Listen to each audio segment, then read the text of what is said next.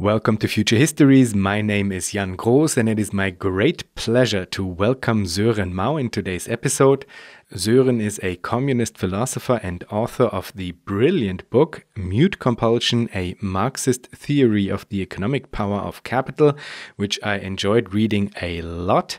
And by the way, it's also available in German under the title Stummer, Zwang, Eine marxistische Analyse der ökonomischen Macht im Kapitalismus, published by the great Karl Verlag, so go and get it. More recently, an essay by Søren titled Communism as Freedom has been translated from Danish in multiple languages, actually, so it's available in English as well. Both of these works, the book as well as the essay, are relevant for the conversation you're about to hear. Before we start, I'd like to thank Lukas, Fabian and Wilfried for their kind donations and welcome Markus, Daniel and Jakob as patrons of Future Histories. Thank you so much. And then some quick social media news. You can now follow Future Histories on Blue Sky as well, so go and follow, I guess. And since I never mentioned it before on the podcast on air, there's also a Future Histories newsletter you can subscribe to, so you might do that as well. But now, please enjoy today's episode with Søren Mau on planning and freedom.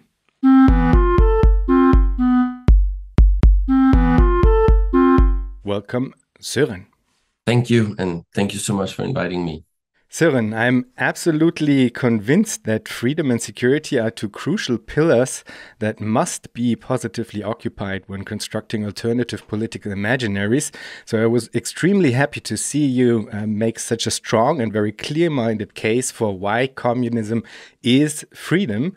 Could you explain to us why communism is freedom and why security is part of the package as well?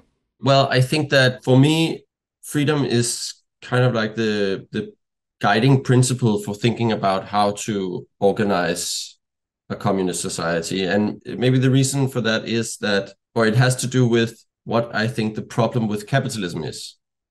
I wouldn't emphasize, first of all, that it's an unjust system of exploitation or that it's alienating, for example, but I would argue that the most important reason why, or the thing that's first of all wrong with capitalism is that it implies domination, that it's an enemy of freedom, that capitalism is an economic system that prohibits people from living the life they want to live. And that's what I write about in my book, Mute Compulsion, that capitalism is a system of domination. So it kind of follows from that critique of capitalism that we should think of an alternative to capitalism as a way of avoiding domination, as creating a society with the highest possible degree of freedom. So that's how I think about what communism should be. So that's my guiding principle, to think of a society with the highest degree of freedom. So in that sense, I think freedom is the first and most important principle, maybe, of communism. And how does this relate to the question of security? Well, I think security is a maybe you could say it's a condition for exercising freedom that we want to be able to exercise in a communist society. So in that sense, it's a presupposition, or it's a fundamental thing about communism also. In the sense that only on the basis of existential security and an absence of fear of not being able to sustain oneself, freedom can develop. That's kind of the reasoning, no? And I guess one of the primary aims of a communist society would be to secure unconditional access to everything that people need to live a good and stable and healthy life. And just as an additional follow-up in terms of the definition of freedom, so the way that you described it before, it was very much related to an absence of domination. Are there other aspects of freedom that you would stress when it comes to this like very huge and fundamental question of what this actually means, freedom? Yes. Well, I like the definition of freedom as absence of domination, but I would also, and I think this is maybe just another way of saying that, actually, that freedom is intrinsically connected to democracy, or is a democratic idea, in the sense that human beings are by nature social beings, and human beings are also natural beings, a part of nature, and are dependent on the earth. And the earth belongs to no one, and therefore to everyone. And that means, in a sense, that we are by nature political animals, and that the question of how human beings relate to their conditions of existence is necessarily a political question. And because of that, I think that freedom is not just a question of the relationship between the individual and the political community or political institutions. And that would be like the modern or liberal notion of political freedom, that freedom is a question of the absence of political institutions from the point of view of the individual. Freedom also has to consist in being able to participate in making decisions about the necessarily common aspects of our lives. And in that sense, I think freedom is inherently a democratic ideal. And since you mentioned this logic that you apply when it comes to the question of human nature or humans' relation to nature, I think it would also be maybe a useful aspect to point out that when it comes to this idea of freedom, as far as I understand your idea of it, it does not entail a certain naturalized idea of that there was a human subject as an essence that should be kind of brought into full fruition, so to speak. At least that's how I understood it, that you are opposed to this notion of a naturalized kind of free individual that is suppressed by the conditions that surround them. Yes, that's right. And so one way of putting it would be to say that there's no natural, in the sense of an immediately given way for human beings to relate to their conditions of existence. It's always a political question. So it's up to us. So communism is not an exercise in trying to discover the authentic natural ways for human beings to relate to their conditions of existence, but communism means establishing the political conditions for actually making decisions about how we want to relate to our collective conditions of existence. And there's no natural way of doing that. It's always a political decision. Mm-hmm. And there's no subject that should be liberated beneath that, right? Exactly. Okay. So we will get to the point where we kind of dive a little bit deeper into the way you imagine the setup for how communism might bring all of these things about. But before we do so, I would first like to address a different layer of abstraction, so to speak, which I believe to be of great importance for the way in which we think about alternatives. In your book, Mute Compulsion, you argue that Marx's critique is not aiming to provide an alternative political economy, but that he instead criticizes the field of political economy as such and the implicit assumptions and concepts that are baked into it, so to speak. So what are the elements and functional logics of the field of political economy that Marx criticized, and what does this critique mean for the way in which we think about alternatives to capitalism today? I think that the probably the most fundamental gesture that Marx in Marx's critique of political economy is to historicize. So the problem with the field of political economy is, first of all, it's a historical way of thinking about capitalism or about the economy. So I think that's the most important shift of perspective in Marx's critique of political economy and his critique of capitalism. To view the capitalist economy as a historical reality, as something that came into being at a certain point in history for certain historical reasons that we need to uncover and explain. So another way of saying that is to say that the problem with political economy is its economism, its tendency to and that's something that you also find in mainstream economics today, and also I would say in much political science, the often implicit idea that the economy is a separated sphere of society governed by its own distinct forms of rationality. I think Robert Brenner puts it very well. He writes somewhere that historical materialist accounts of capitalism begin by denying the existence of a transhistorical economic rationality. So the idea is to actually to politicize the economy, to see the economy as consisting of social relations, historically specific social relations, and therefore as a political reality, as that means rejecting the conceptual separation between politics and economics, and the political and the economic. So, and that's obviously also important for how we think about alternatives to capitalism, because that means that, you know, there are no transhistorical economic laws. There is no such thing as transhistorical economic rationality.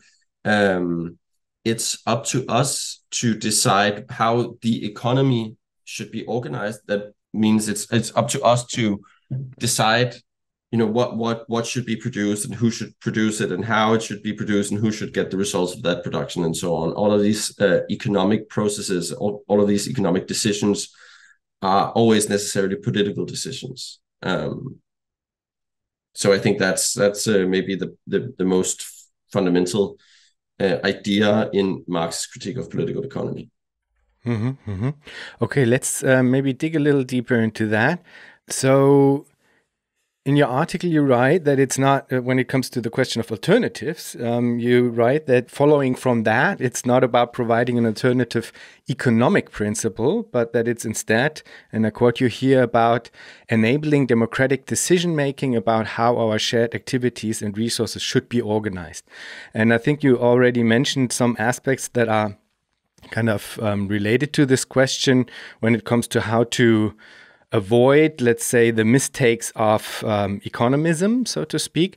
But I would be interested to take a second look into this. Would you say that we should kind of ditch economics altogether? You stated that you need to historicize it. There are no transhistorical laws of economics, so to speak.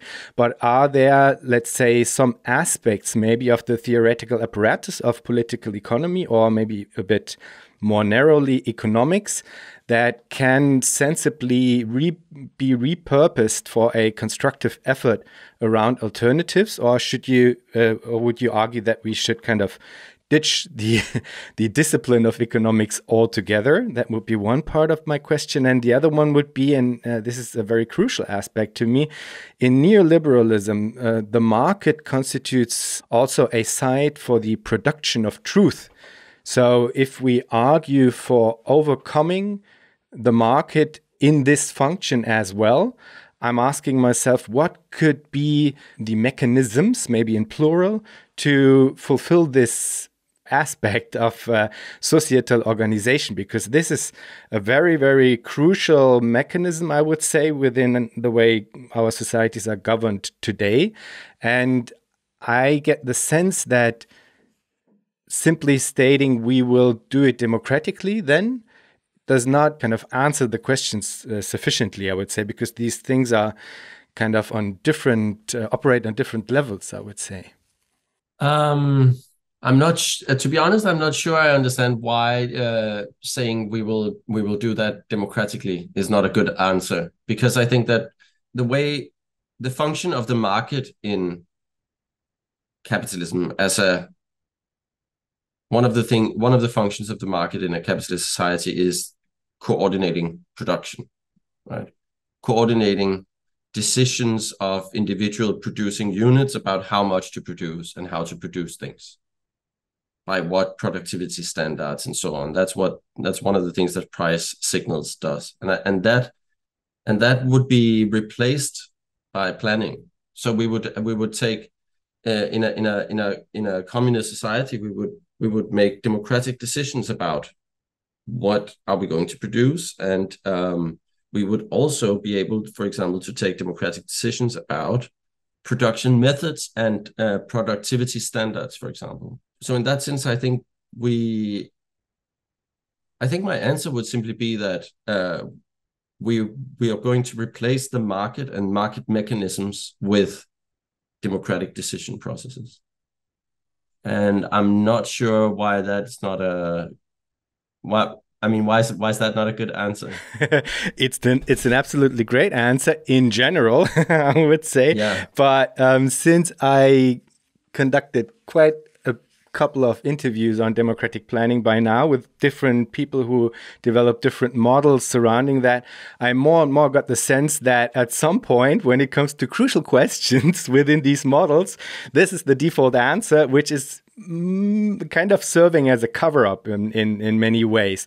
And it's serving as a cover-up, for example, when it comes to questions of valuation or evaluation, like measure, what's the way in which we kind of agree to measure, let's say. What do we agree on, what the basis of our decision-making and evaluation is, so to speak? So that's one element. And the other one is that in some of the instances, there's a certain, for me, problematic fallback to a certain notion of the subject. Because then if you go further, we do it democratically. Okay, fine, that's great. And then what's the basis of this democratic process? And then you get to the question of the subject. And then in many instances, you have a kind of weird notion of the underlying subject, I would say, which is conceptualized as an autonomous, self-activating and self-governing subject, to quote Pat Devine, who otherwise has a very, very, very great model or idea of how to approach democratic planning. But there you get to some kind of, it gets more complicated than just stating, okay, we do it democratic and then it's fine, I would say, because there are certain questions that are attached to it that still need to be answered, or that might complicate the whole thing quite a bit, I would say. But in general, it's of course right to say so. If we just state it very generally, then yes, absolutely, let's do democratic planning, of course.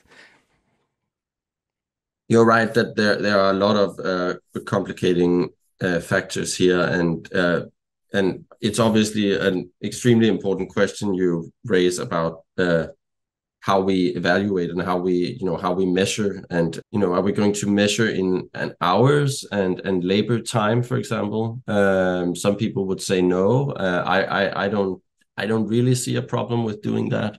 But how do we? It's obviously extremely difficult, I think, to come up with a very clear answer to how we decide on productivity standards, for example. So if we democratically decide that we want to produce a certain amount of a certain product, and then we need to know how much time does it take to produce that.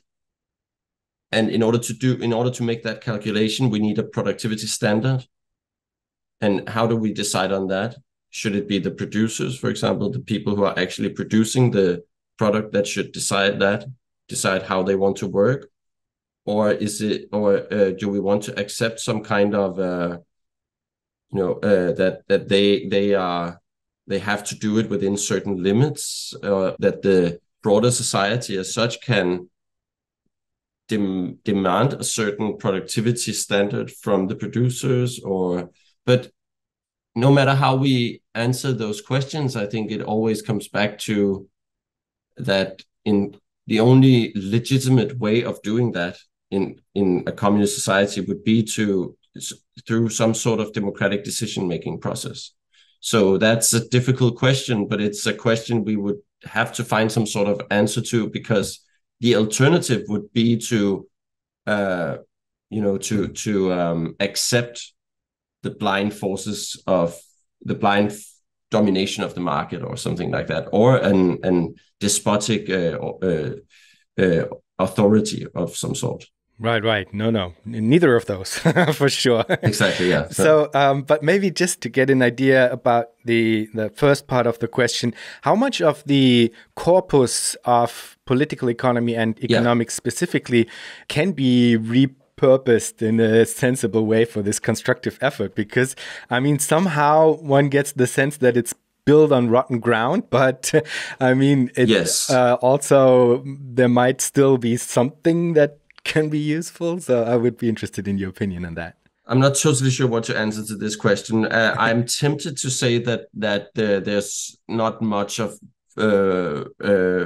worth keeping in economics, but I think that a planned economy would require a lot of data gathering, data collecting and managing data, and also a lot of calculation. And it might be that there are some aspects of economics that would be useful in order to do that calculation and handling of data, but I'm not sure. Okay, so let's kind of leave this very abstract level and get to a bit more concrete levels of the discussion. Your article describes some of the basic coordinates of how to organize our societies differently in communism in order to provide freedom, security, and much, much more. Could you maybe run us through the basic coordinates of how you imagine communism to be organized? Yes, that's a big question, but I guess the basic idea is that communism requires replacing the market with planning, and to create new political institutions that would enable us to make democratic decisions about what to do with our common resources, and to make decisions about economic decisions about what to produce and how to produce it, and where and when, and how to distribute the results of that production. And that's, I think, the basic coordinates, if that's what you mean. Well, maybe, I mean, there would be the need for some types of institutions, for example. So could you maybe go into that? Like, what kind of institutions would we need? How would they need to be different from the institutions we have? So maybe you could give us a sketch of this institutional setup. Yes, I think that in order to secure the highest possible degree of freedom and security, and in order to avoid concentration of power as much as possible, it would be useful to try to make decisions as close as possible to those who are affected by those decisions. I think that would be an important guiding principle for creating a network of institutions that would allow us to plan production. So power should be decentralized as much as possible. But of course, there are certain decisions that cannot be left to individuals or to small local groups or something like that. Especially here, I'm especially thinking of decisions regarding use of natural resources, and so we're obviously also going to need some sort of actually a global institution for making decisions about that. But so I'm imagining communist political institutions as a network of several layers of institutions that make decisions, and where there's not a clear hierarchy of institutions in the way that we're used to from the nation state as we know it. So I think that if we use the word state to talk about what we know as the modern nation state, then we would have to abolish the state and design and construct new political institutions. If we use a broader notion of the state as basically any kind of political institution, then I would say that we need to find come up with a new form of state, a new state power. But That's not really an answer to your question, is it? Well, that's totally fine. If you do not have this sketch of which kinds of institutions specifically would be needed and which kinds of tasks they would be able and necessary to perform, that's totally all right. I think it would be nonetheless good to kind of paint a little bit more of a picture of how you imagine this general setup to be, because there are some other aspects that you do define in your text. You write about communes, you write about that these communes should be ideally autark, more or less, even though, as you pointed towards in your last answer as well, even though there is the need for a kind of higher level coordination as well. But you, at least in the text, state that you think this would be an ideal structure to have these communes to be more or less autark. You also write about a certain amount of work that people should perform, and I'm absolutely curious about getting to know whether or not this implies some form of compulsion to work, which is kind of implied but not really made explicit. So there are other aspects to the way that you imagine this communist society to be organized that you do have ideas about. So maybe we could kind of get into those aspects as well.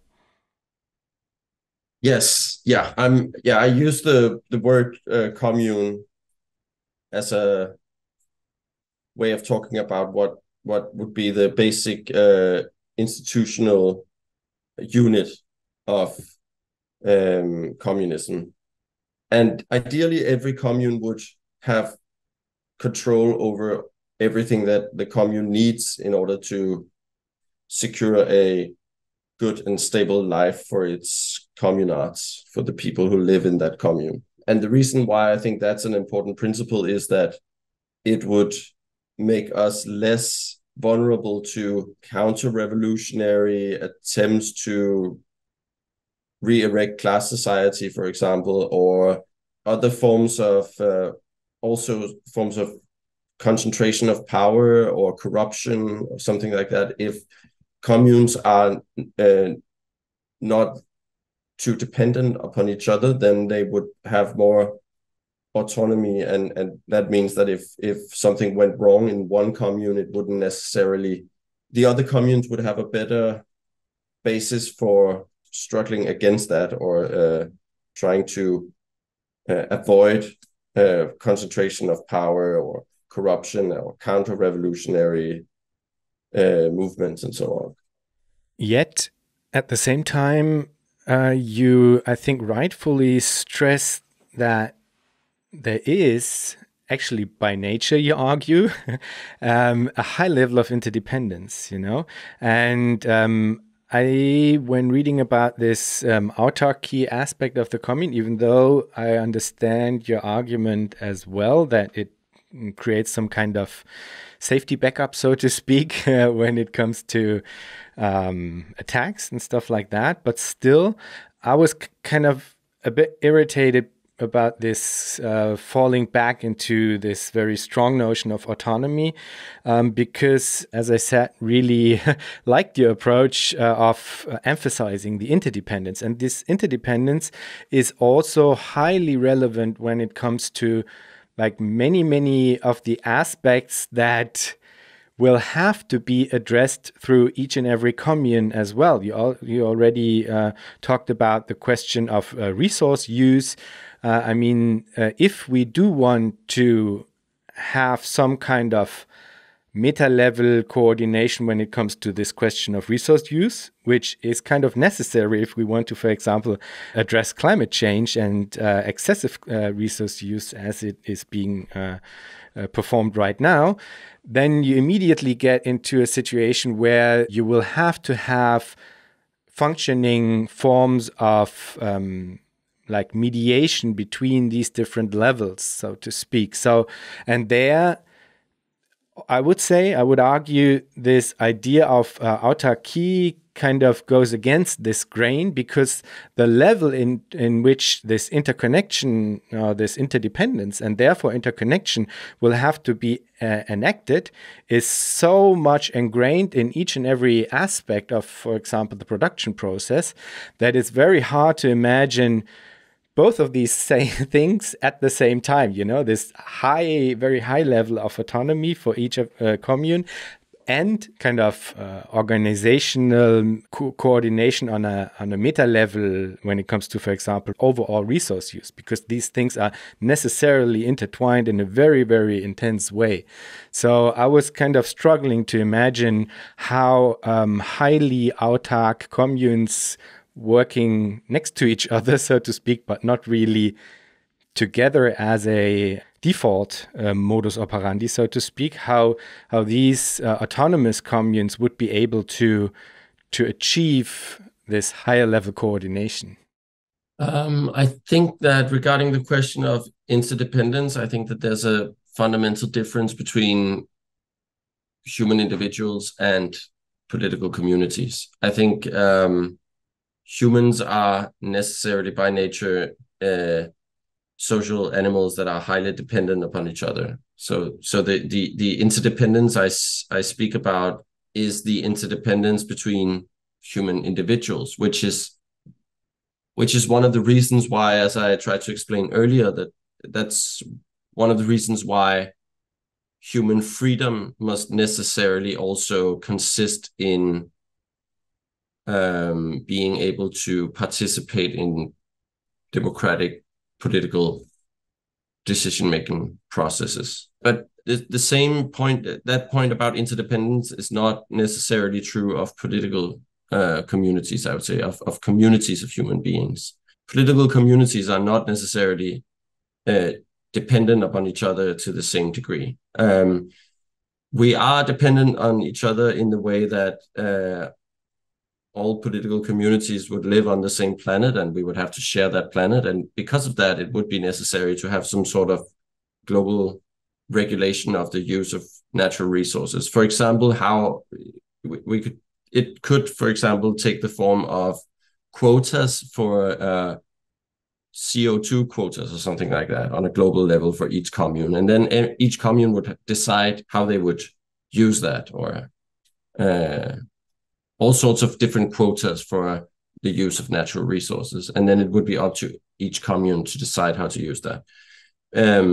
But so there is certainly an interdependence there that means that that some sort of cooperation between communes would be necessary. But I think it would be a good idea to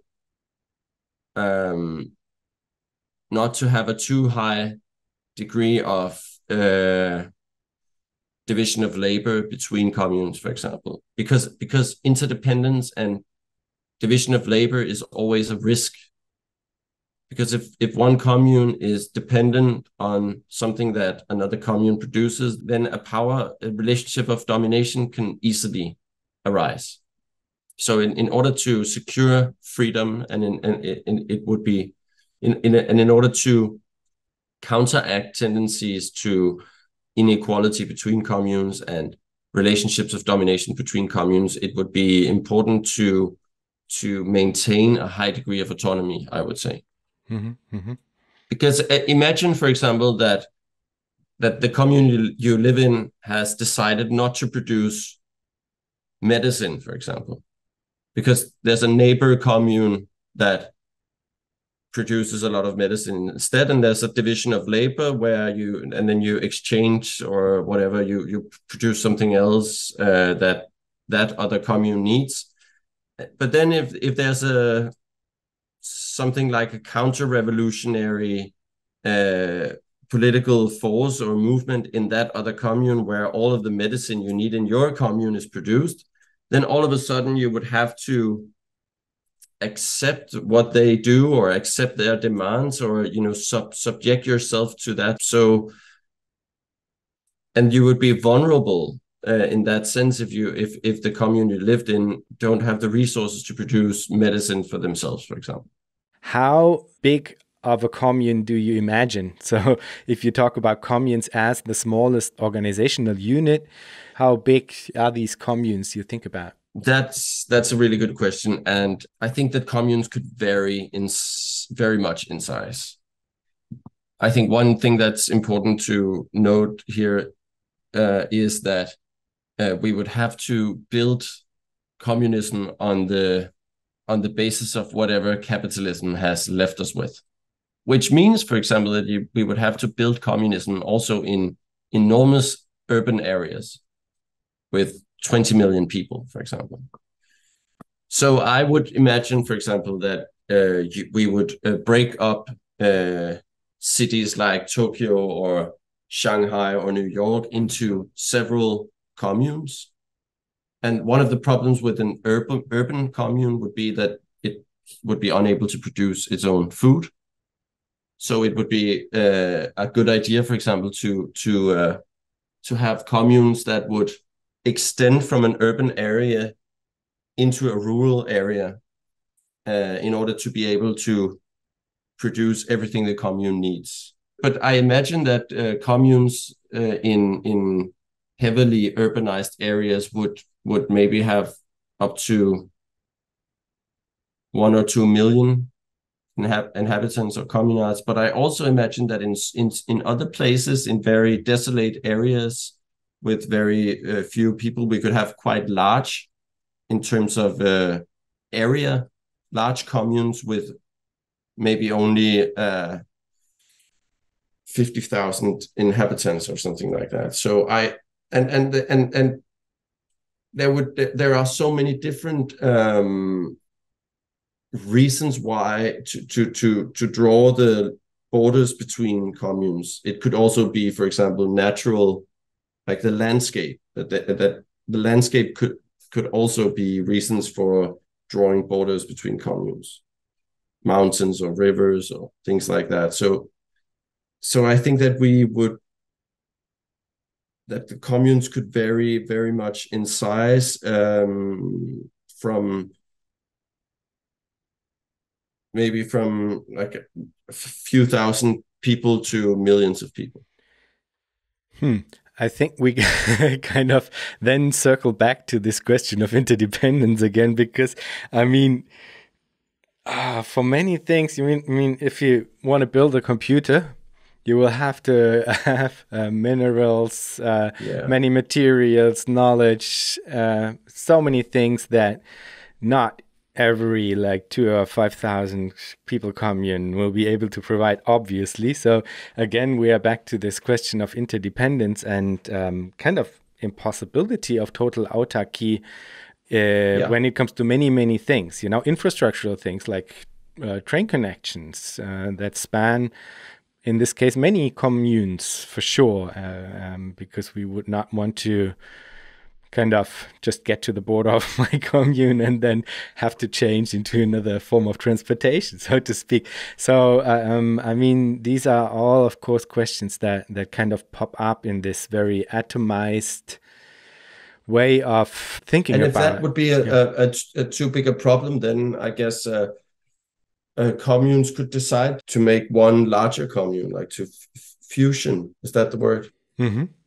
Into a larger commune, or they would maybe just accept that there are certain things that they are unable to produce, and because in such a situation people would be able to move freely between communes, then it would maybe also we should maybe also think of that as a situation where there would be many different kinds of communes with many different forms of life, and that maybe some people would prefer one way of living in a rural commune where you wouldn't have to work that much, but there would also be certain things that you wouldn't be able to have there, but you would always be able to move to another commune if you wanted to do that. Or the commune could also just it would be up to each commune to decide how much to depend on other communes, or make agreements with other communes about exchanging things or whatever. Okay, maybe let's then dig a little deeper into this because you just now mentioned exchange. So let's dig a little deeper into the planning process because you do sketch some ideas within your text. Could you maybe run us through how you imagine a planning mechanism to go about? Yes. Well, I think the first step is that we would have to make decisions about what we're going to take collective responsibility for producing. So decisions about what to produce would have to be taken democratically in our political institutions in the commune, and I imagine that could, for example, take the form of different groups or organizations, or that could submit proposals, and that there would be some sort of public debate about that, or and then maybe several rounds of voting for those different plans, which would be plans for maybe a couple of years, let's say 2 years, for example. So every second year we would vote for a new plan, and that plan would basically be a proposal for what to take collective responsibility for producing. So what to do with our common resources, and then through that political process, we would end up with a production plan, and that would then have to be implemented, and that could be translated to a certain amount of working hours, total working hours, that would be distributed as a rule evenly among everyone. So that's like the way I think about that in very broad terms. And would there then be a compulsion to work? We touched upon this, but didn't yet answer it. That's a good question, and I think that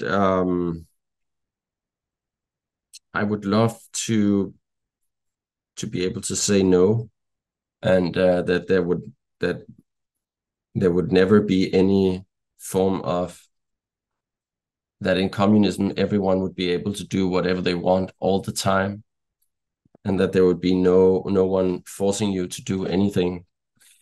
But I'm not sure I think that's a realistic thing to say. So it's a realistic scenario that some people might not live up to their duties all the time, and I think that we would then have to discuss how to what degree we would accept that, because I could also imagine that it would be, it would also be possible just to calculate with that, in a sense that a certain that there's a certain amount of people that wouldn't show up for work or something like that, and that's maybe we could just accept that. But if it turns out that it has too many negative consequences in the long run, I think there would probably need to be some sort of, I'm not sure compulsion to work is the right way to describe it, but I could imagine, for example, that you could lose certain privileges if you don't take your share of collective responsibilities. I think that it's really important to, as I said earlier, to guarantee unconditional access to everything that people need to live a good, healthy, stable life. So unconditional access to housing and food and medicine, healthcare, and so on. But imagine, for example, that we have collectively decided that everyone has the right to take a new education every 10 years, for example. Then that could be like maybe that's a right that you could lose. Or imagine that there are waiting lists for certain, especially attractive housing, something like that. And then maybe, if you don't show up for work, then you will lose your place on the waiting list for a housing or something like that.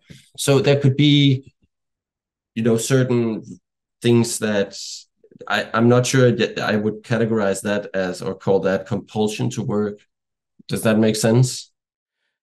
Yeah, kind of. I mean, I think for me, the thing is that I would say that you end up with this dilemma because I can sense that it's a dilemma for you as well. Somehow it feels like it. Yeah, Somehow, yeah, it is. and I think you end up with this dilemma because of this separation that you introduced. This separation between the realm of necessity and the realm of freedom. So maybe let's talk about that, because I think this is the source for why you then come to a point where you have this situation where you think that you need to discipline or incentivize, which is kind of a form of disciplining in a different way, so to speak. That's why you end up with this constellation where you think that you need to discipline people into doing certain types of work in order to use this remuneration or withholding of remuneration or benefits in order to steer, so to speak, the way in which things are being organized. So I think this is the root of it. So maybe let's talk about it. Could you maybe describe these different realms to us and why you believe this to be a sensible distinction? Well, it's a distinction that Marx makes, and I refer to Aaron Benenov when I mention it in the essay, but I'm not sure it's the best way to describe actually what I'm trying to describe there. But so the idea is that there are certain needs that we agree politically to take collective responsibility for, and that's the public production. Like that would be what the commune decides to produce, what we decide together to produce in the commune and to take responsibility for. But so that's what we could call the realm of necessity, if we want to use that notion, because it's what we agree is necessary labor, necessary production. So it would obviously be, for example, production of food for everyone, production of medicine and housing and things like that. But that would be there are a lot of things that would be quite obviously be necessary for the commune to exist, and we would have to take care of that collectively. But then there are all sorts of products that we would not necessarily regard as a public responsibility to take care of.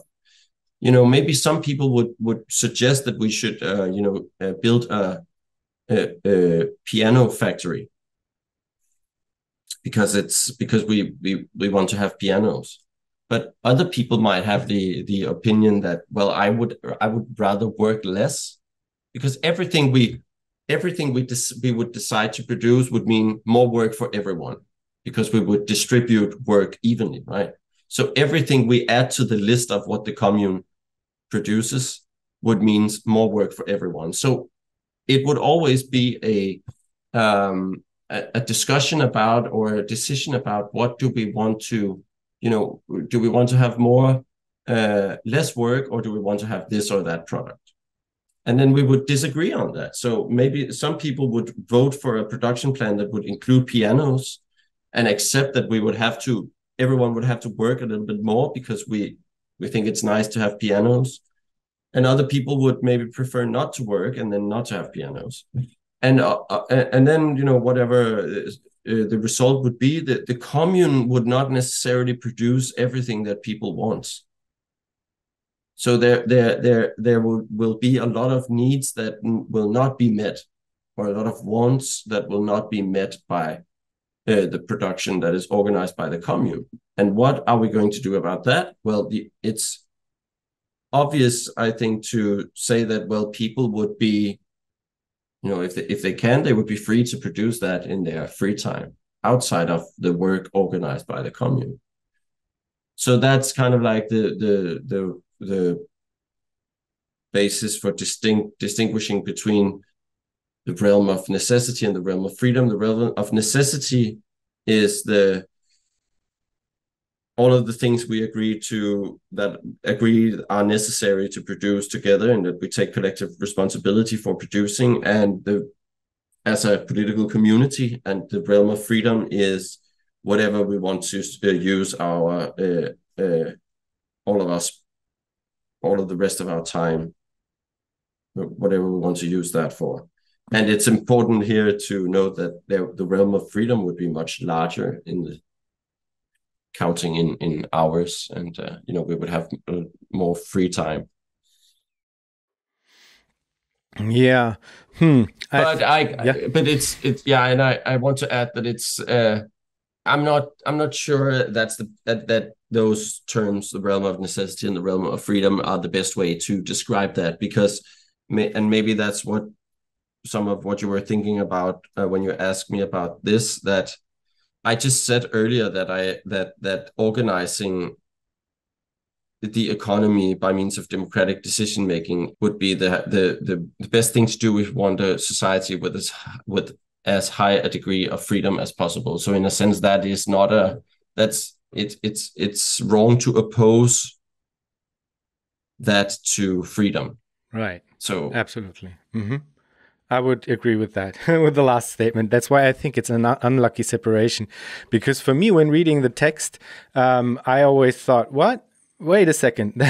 What you're describing as the realm of necessity is the realm of freedom, since it provides it produces the freedom, it produces freedom as such. And also through this separation of realm of necessity and realm of freedom, you get into a position where you kind of reproduce a certain notion of labor, not only work, but labor, meaning that something that I do not want to do, but have to do. And this has all kinds of consequences in terms of motivation, in terms of effectiveness and stuff like that. So I would argue that one would need to approach what you call the realm of necessity also from a perspective through which what you have to do in order to reproduce is not just a kind of labor you have to do because you're being forced to, but is also a part of a perspective that sees this work as a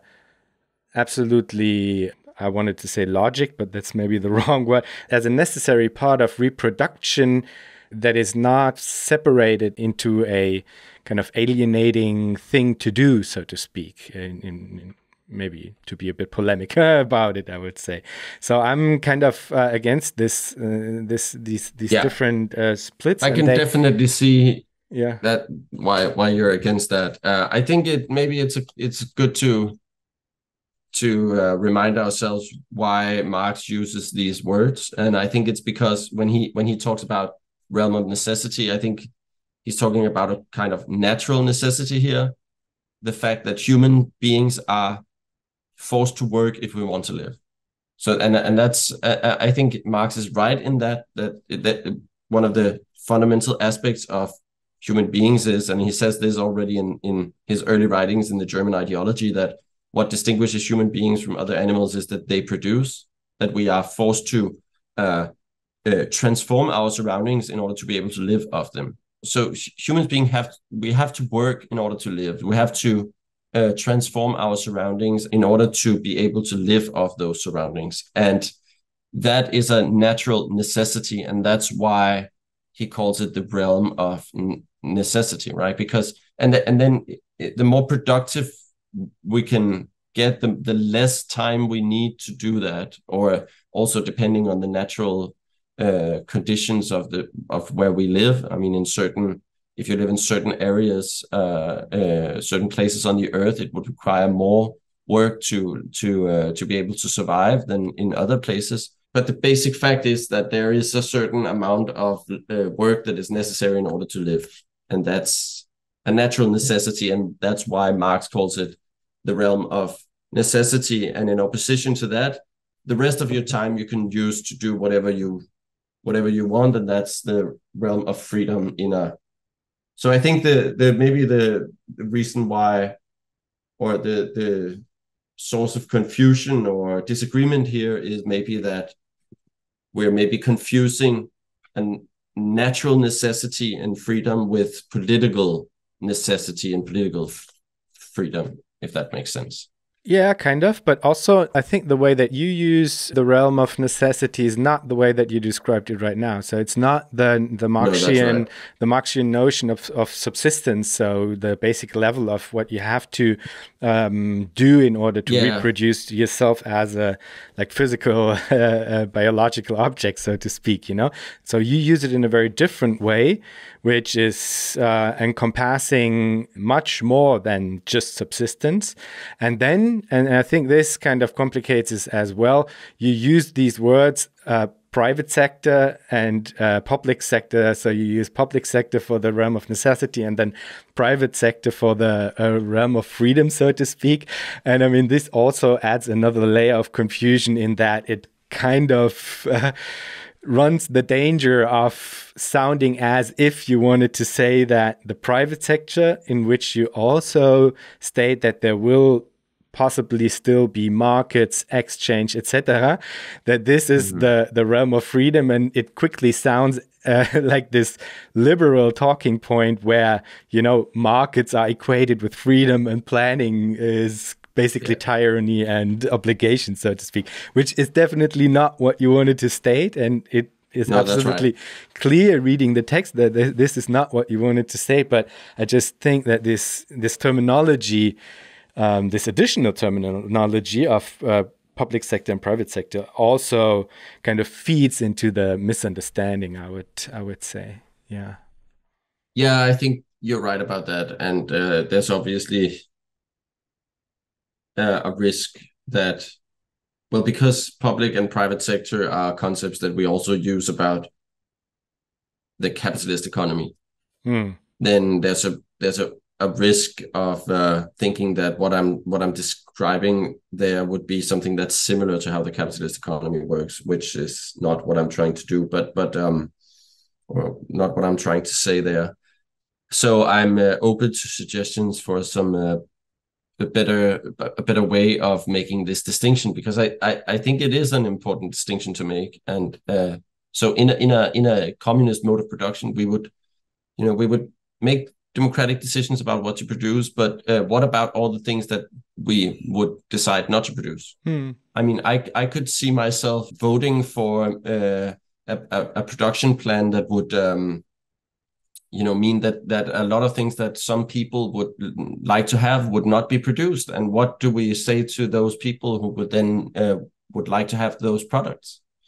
I mean, the thing in capitalism is that Marx puts it somewhere in Capital that that money allows, money is basically a technology for transforming a social power into the power of the individual, something like that. That he says something about carrying social power in your pocket or something like that. Because what you can do in capitalism is that if you have money, then you can basically decide what will happen to some of our collective resources, because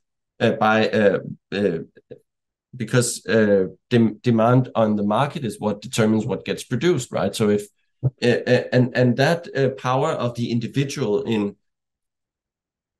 in capitalism, that you can basically that money allows you as an individual to decide what gets produced, that you wouldn't have that in a communist society, because we would make them that. I mean, that's the problem with capitalism, that it's people who have money who decides, right? And so we would replace that with collective democratic decision making, and that would mean that there would be a lot of things that we would maybe not take collective responsibility for producing. And what do we do about that?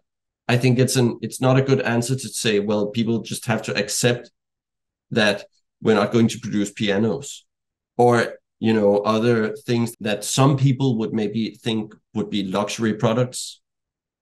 And I think it's better to say that people would have the possibility of producing that in their free time, and they could also find other people who would also like pianos, and produce pianos together, and then make some kind of private piano producing factory, if that's what they want. I mean, why shouldn't they not be able to that?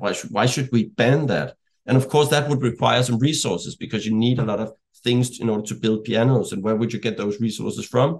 you would obviously have to get them from the commune. So again, the commune would have to make decisions about which resources to give to private production. But I think it's important to acknowledge that if we are going to have a democratically planned economy, there would be a lot of things that would not get produced, a lot of needs that would not be met by our collective production, and we would have to find a way of letting people having those needs met in other ways. And that's kind of so that's a way of saying that there would be production also outside of what the commune organizes. The production organized by the commune would not be all production that there is in society. So we need some sort of distinction there. We need a concept to distinguish between those two forms of production. Yeah, I mean, there are different questions attached to that. If you say that what you call the private sector will need to get some forms of resources, I think then you'll quickly get to the point where one might say, okay, why then not just include this as a need into the collective process, Why funnel these resources into a market system, so to speak, in order to be able to produce pianos. So we can have mechanisms that allow for the detection of needs that are not yet met. We can develop mechanisms that are able to provide some form of plus X that might be some form of luxury goods. So there should be some mechanisms. I absolutely agree with you. There should be some mechanisms in place that are able to kind of address these extra needs, so to speak. I'm not quite sure whether this automatically implies that you will have to have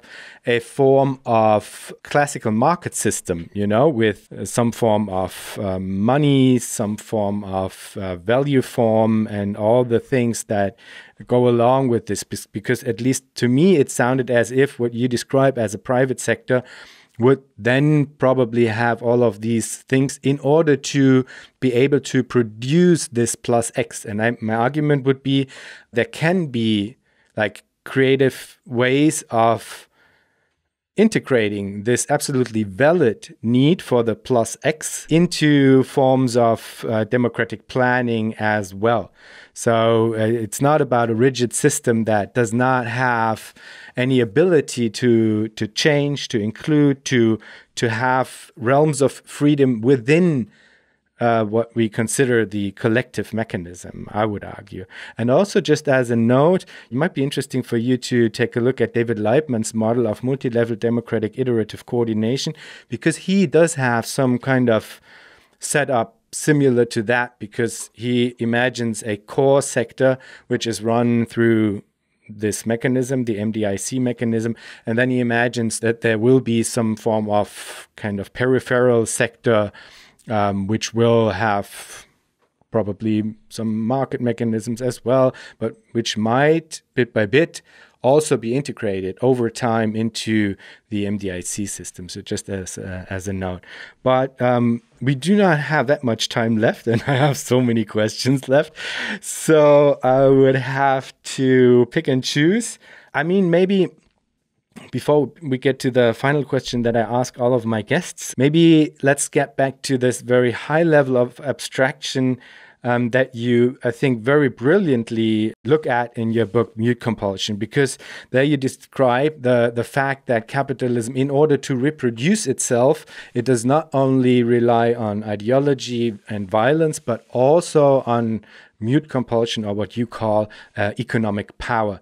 So I'm quite interested in the question which kind of alternatives a communism would have to provide in order to address these different fields that now guarantee the reproduction of capitalism. So to frame it a bit more clearly, hopefully, what kinds of mechanisms of reproduction, of reproducing itself, would communism need to have in order to produce this stability and in order to reproduce itself, maybe, because I think we could go one by one through violence, ideology, and economic power, and ask ourselves, okay, now this is in capitalism, this is handled through these three powers, so to speak. But which kinds of powers would communism need to have in order to reproduce itself? Well, I think that there would not be something similar to violence in communism, because, I mean, capitalism relies on violence, especially the violence of the state. Without a state that guarantees private property, for example, through the use of violence in the form of police and military, capitalism would not be possible. So in capitalism, we have a situation where the economic system is dependent upon the constant use of violence or the threat of violence for reproducing itself. That would not be necessary in a communist society, but that does not mean that I don't think that there would be any form of violence in communism. I think there would still be all sorts of aggression between people, and we would have to find a way to take care of that. And that would probably mean also that we would have to accept that the commune would be able to use violence towards individual people in order to force them stop doing something like beating someone else, for example, like private relationships, or violence in that way. But that's not the same as violence as an integrated element in the economic system. That would not be there wouldn't be anything similar to that in communism. Regarding the question of ideology, I think that's very different. Your question reminds me of a quote by Louis Althusser in his essay about Marxism and humanism, which I really like. There's a passage about ideology where he speaks about would ideology, what is the role of ideology, and would there be any kind of ideology in a communist society, in a classless society? And I think he has a very nice way of putting that. So I'm just going to read that quote because I just found it. And he writes that, and I quote, "In a class society, ideology is the relay whereby and the element in which the relation between men and their condition of existence is settled to the profit of the ruling class. In a classless society, ideology is the relay whereby and the element in which the relation between men and their conditions of existence is lived to the profit of all men." So I think that ideology is, in a sense, ideology is something that will always exist. The thing is that ideology is, and he's using a broad notion of ideology here because this implies that ideology is not necessarily always a form of domination. It can also be, a concept that merely describes how the way we understand ourselves and our surroundings are affected by our social world, and that can also contribute to reproducing social forms that are not domination or hierarchies or something like that. So in a class society and in capitalism, ideology has the function of reproducing class society, reproducing capitalism, but we could definitely imagine that in a communist society there would be ideological forms that would help reproducing a free society and avoid re-erecting class society. And then there's the question of whether there would be something similar to economic power in communism. And I think that when I talk about economic power in capitalism, it's always a form of domination. And in that sense, there wouldn't be, the whole point of abolishing capitalism and building communism is to get rid of domination.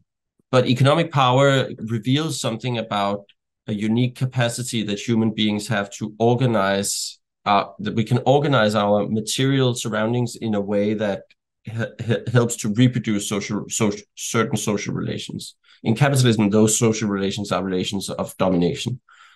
But it's possible to think about how in a communist society we could organize our material surroundings in a way that could help reproduce communism. Or we could think about how could we organize our material conditions of existence in a way that counteracts tendencies towards domination or concentration of power, for example. That could be, for example, as we talked about, ensuring a high degree of local autonomy or autonomy in each commune by giving priority to that above, for example, productivity and division of labor. Because a high degree of division of labor would maybe mean higher productivity, less working hours for everyone, less work for everyone. But it could also have the consequence that it would make society more vulnerable to power concentration. So there would be a trade-off, and we would have to make some sort of decision about that. But so in that sense, if we think of economic power in a broader way as externalizing social relations in our material conditions of existence or material and social surroundings, then there would be something similar to that.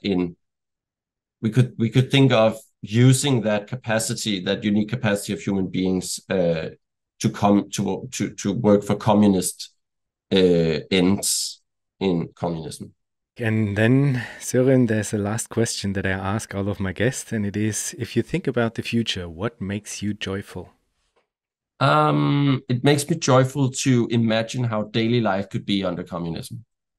To imagine to work much less, and also to imagine that we could have a totally different way of organizing the division of labor, where maybe I wouldn't just have one function or one job my entire life. Maybe I could have more than one function at the same time. So one day a week I could do one thing, and then another day in the week I could do something else. And I would maybe have the opportunity to specialize in something new after a couple of years, or do that throughout my life. And then, of course, it makes me joyful to imagine not to never have to be worried about money, and to know that I would have an secure basis of existence, that I would have a place to live and something to eat and everything that I would need in order to have a good life, without having to worry about how the economy is developing and what will happen in the next crisis, and whether I will lose my job and will I be able to pay my rent and stuff like that. That makes me very joyful to think about. Wonderful. Søren, thank you so much for being part of Future Histories. Thank you.